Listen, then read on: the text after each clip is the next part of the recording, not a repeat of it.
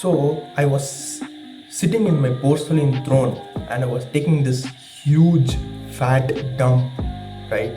Fat with a ph, and I was contemplating about how would it feel to live a life in Japan, like any other average filthy weeb with a 12-year lifespan would contemplate. And it's not looking good for Japan, in my opinion. For example, the birth rate in Japan, right? It's dropping significantly.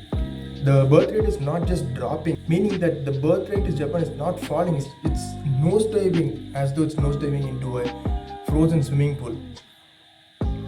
And nobody's giving birth.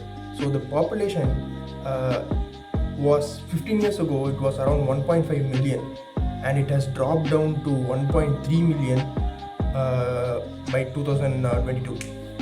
So in a span of 13-14 years, the 200,000 people went out of existence in Japan. So that's really bad. And even if a couple decided to give birth and that child, it may be a boy or a girl, if at all that child reached adulthood, if they reached the age of 20s, right, they mutilate themselves or they self-delete. So first of all, they're not giving birth. If at all they're giving birth to somebody, that child, when they reach the age of 30, they either go jump in front of a train or they hang in a forest or in their apartment and they self-mutilate themselves.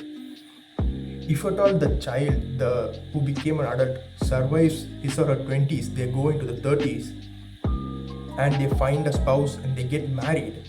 After marrying, they cheat on one another. The cheating rate between couples in Japan is very high. You see, the husbands, the men, they go into these hostess clubs, they hook up and they cheat on their wives. These wives, they go and act in AVs and they cheat on their husbands. So this is what I was contemplating. Overall, if I wanted to rate Japan in a scale of 1 to fucked up, Japan is pretty fucked up.